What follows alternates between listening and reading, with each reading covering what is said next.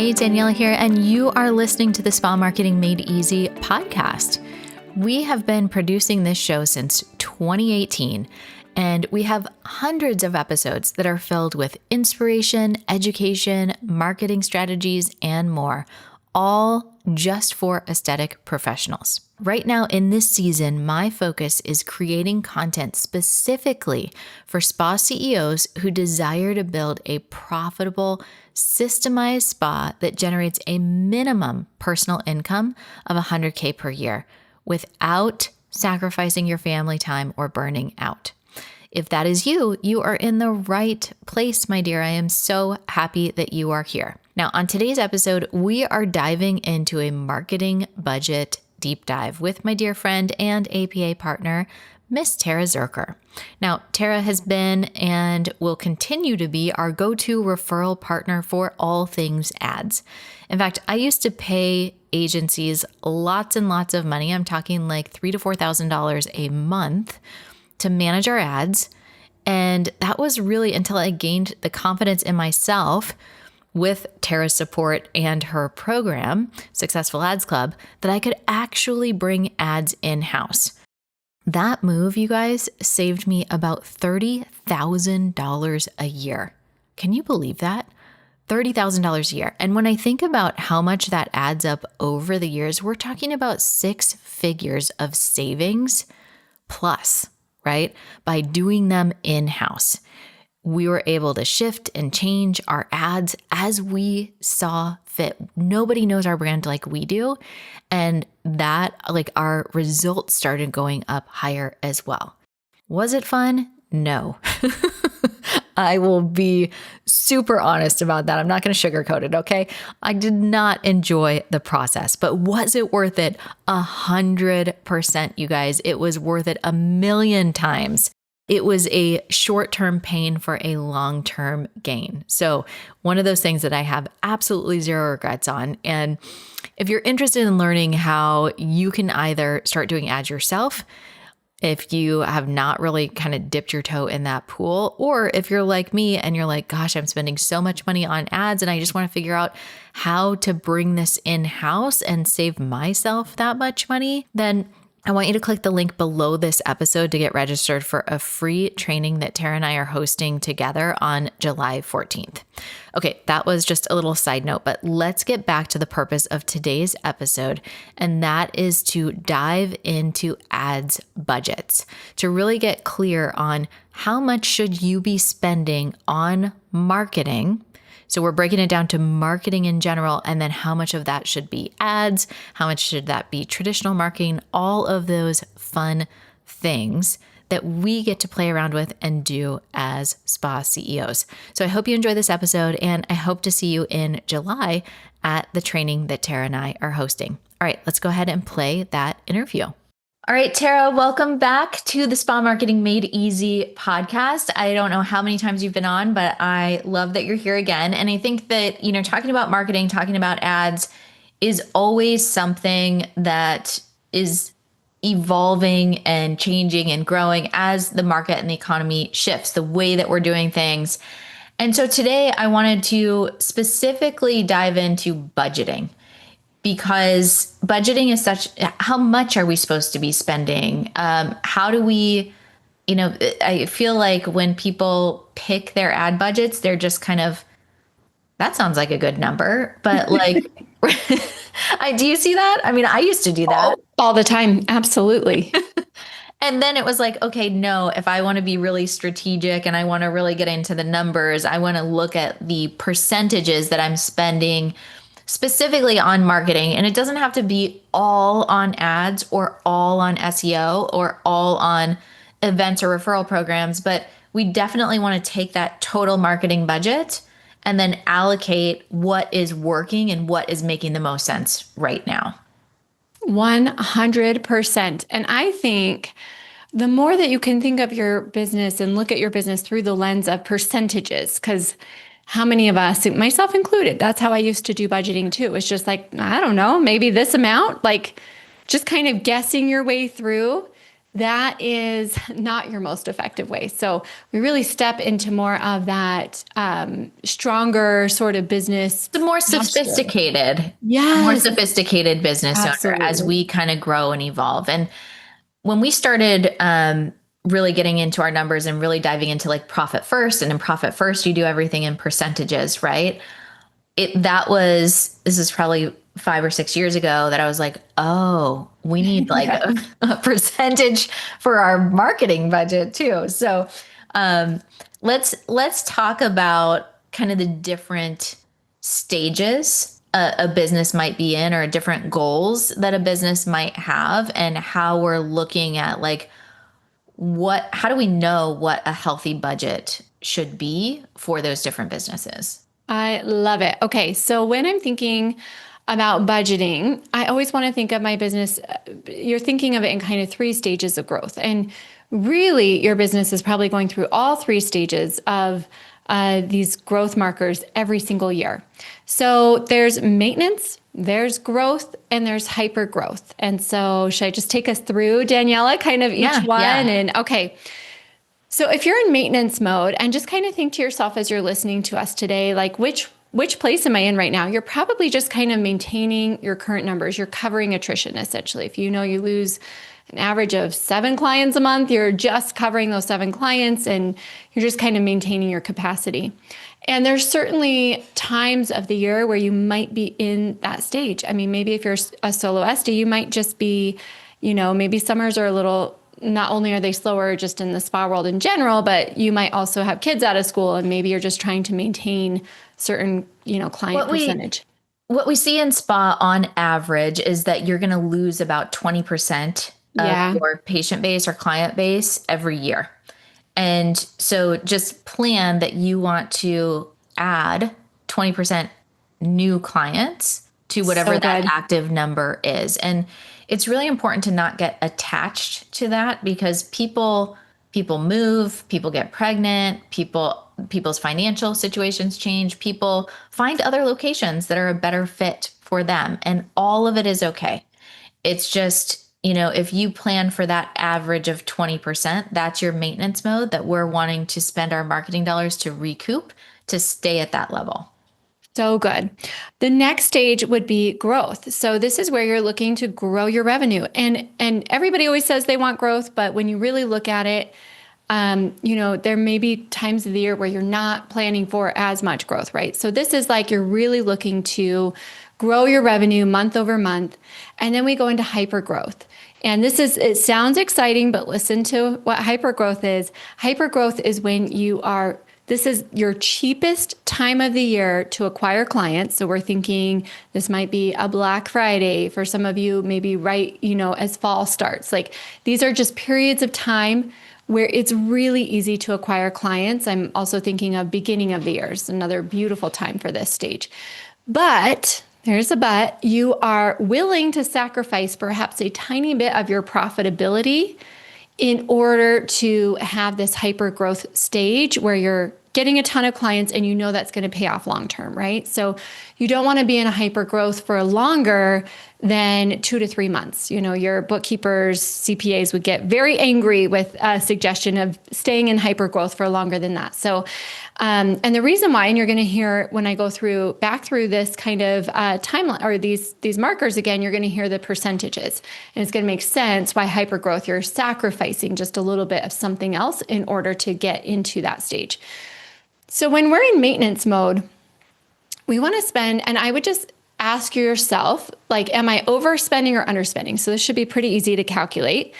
And you're just basically going to think of your total revenue, and I'm going to give you the percentages of how much you should be or could be allocating towards your marketing budget at each of these stages. Okay, so if you're in maintenance mode, about 5% of your revenue should get you to that point where you're pretty easily replacing the clients that you're losing. So we're just maintaining. If you are in growth mode, you want to be popping that budget up to 10 to 15% of revenue.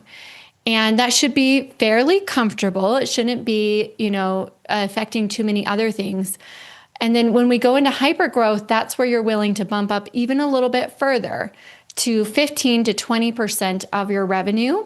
And again, you're doing that intelligently. You're only doing that during the periods of time of the year where you just know it is less expensive to acquire clients than it might be during other periods of time. Like people are just in the mode of finding, their spa services for the year. And that's when you want to capitalize on that hyper growth period.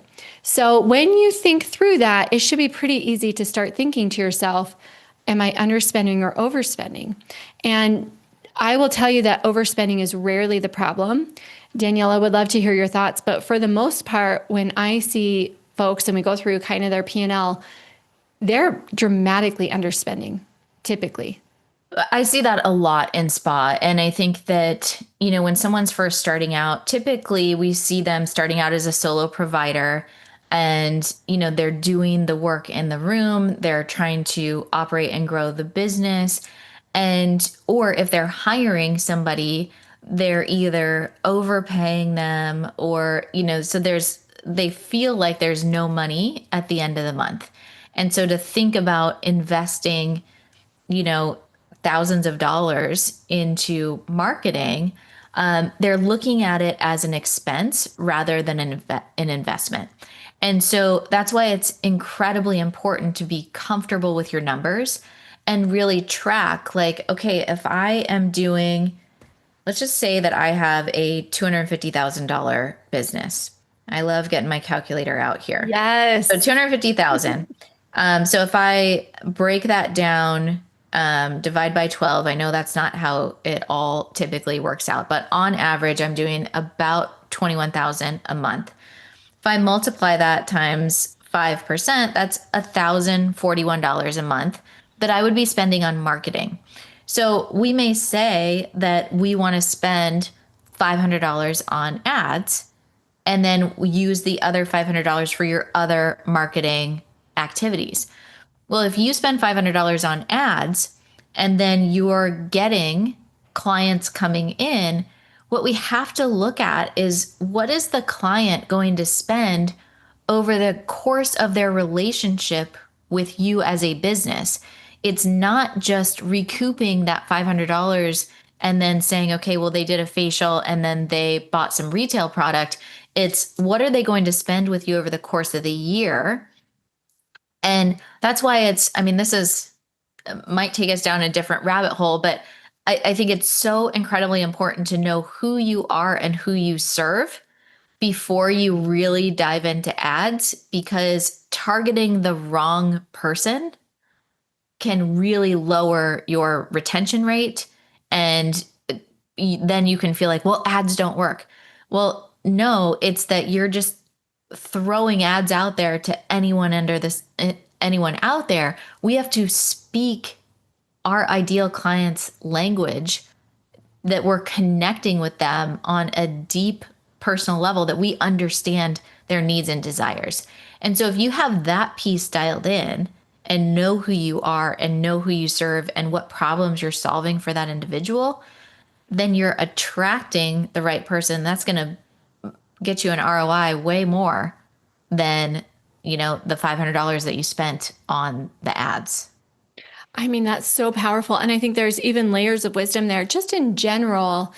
So many people, so many business owners of all types, and, definitely in the spa world, have targeted the wrong customer, especially when you're starting out, you're figuring all that out. You just don't realize the long tail on that, because guess what? Those are going to be who they're going to bring in their friends. It's just like, you really want to attract that right avatar. And I think one mistake that people make in our world with ads is they think that you have to do these massive discounts. You have to attract kind of the lowest paying client, right? And that is not true. We see luxury brands, very premium brands in our world that are targeting very effectively with ads. And really, I think it comes down to, and this is just usually, some self-reflection. Now there's so many wonderful ChatGPT prompts you can go through. It's really identifying what your unique selling proposition is. What is that unique result that you get for your clients. And once you figure that out, oh, everything becomes so much easier, and definitely your ads. So, how are we going to, you talked about being in these different seasons of maintaining or growth or hyper growth. Is this something that we're looking at when we're doing our annual plan for the year that, hey, from, January, we're going to have a hyper growth and October, we're going to have a hyper growth, or November, depending on if we're Yep. doing an event or Black Friday. And then are we just maybe looking at quarters, how we're mapping it out? Absolutely. Okay. Yes, yes, absolutely. I mean, I would say generally we know that there's a summer sort of slowdown. So you don't want to be usually in any sort of hyper growth situation at that period because it's actually going to cost you more, right? It costs you a little bit more. You might be able to maintain kind of a good average, but you don't want to spend more during that time. Um, and then, yes, I would just kind of look at, and your data should tell you, like, when are your promotions the most effective? Typically we're thinking that kind of that fall season, um, early part of the year is wonderful, perhaps an anniversary period.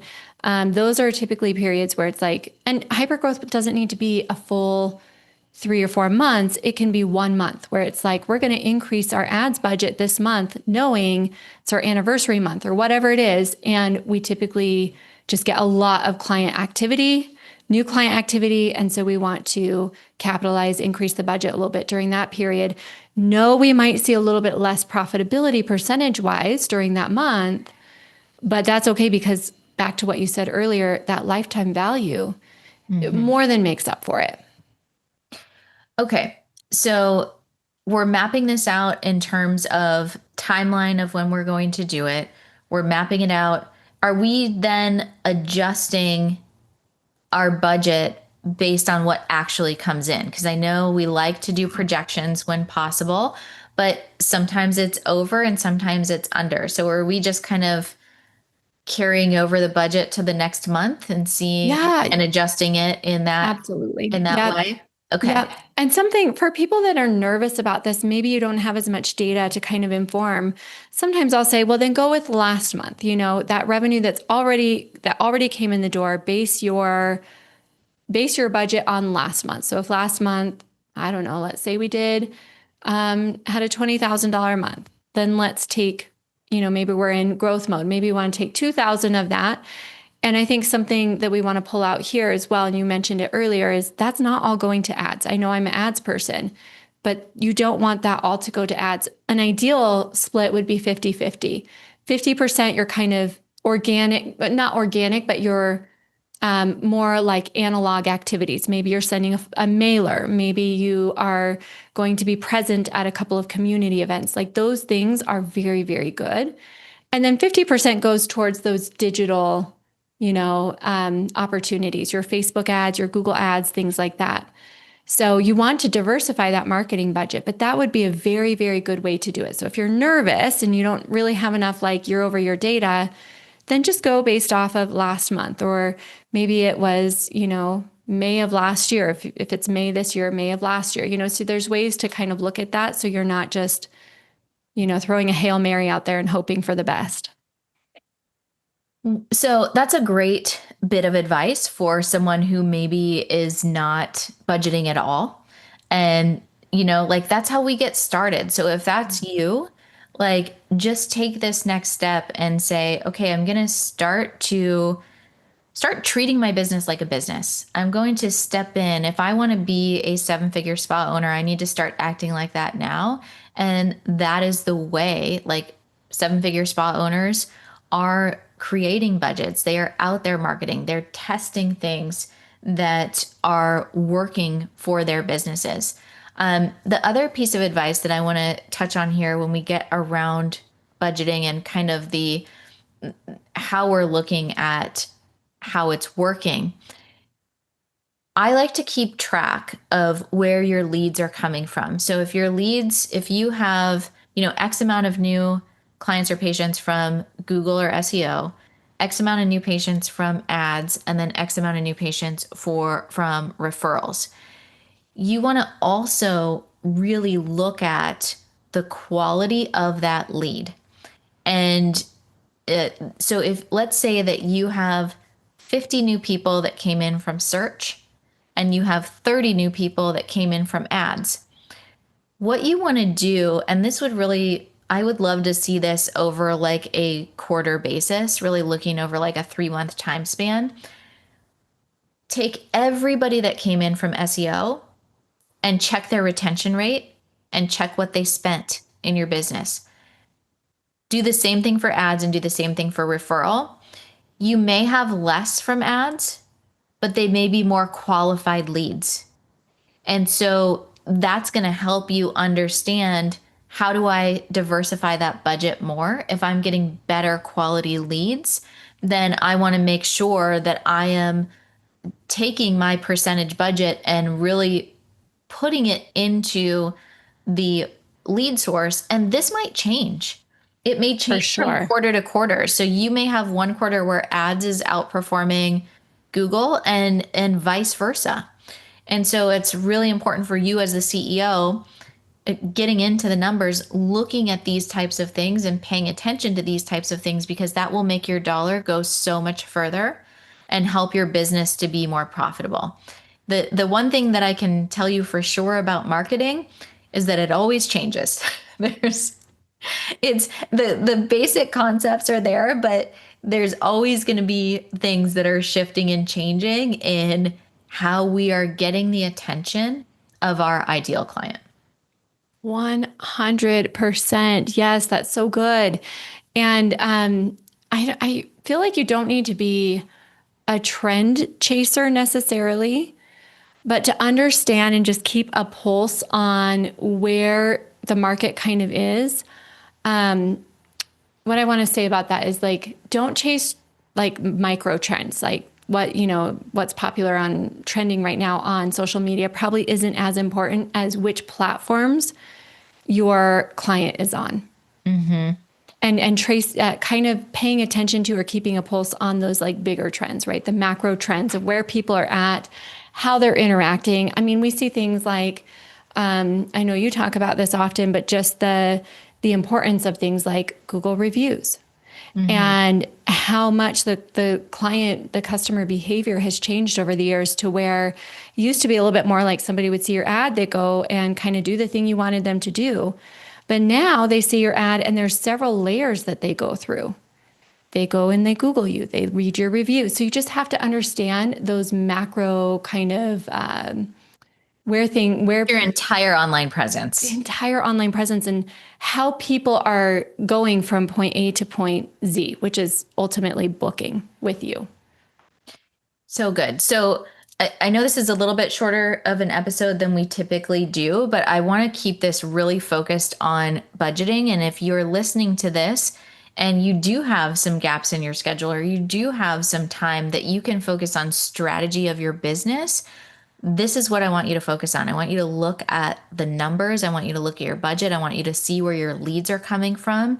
And I want you to create a clear plan so that you know, here's how much I can spend and here's where those marketing dollars are going.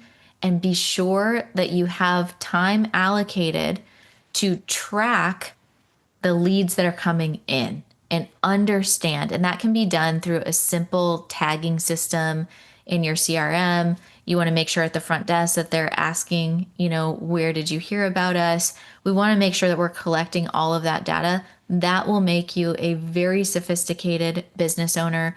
That will make you a spa CEO in your business, to really help you build it into a company. It's so, so important. Tara, anything else that you want to add?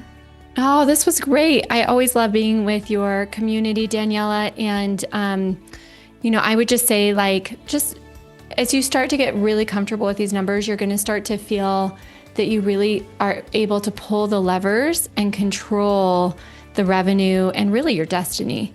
And so understanding how you're allocating what you're investing in and how that's coming back to you, and not being afraid of it, will start to elevate your skill set as a spa CEO, and you'll be able to control the flow. You will be able to kind of determine, not with exactness, but pretty close, how many new customers you need, how much it's going to cost you to get those customers. And then from there, things start really moving in really cool ways.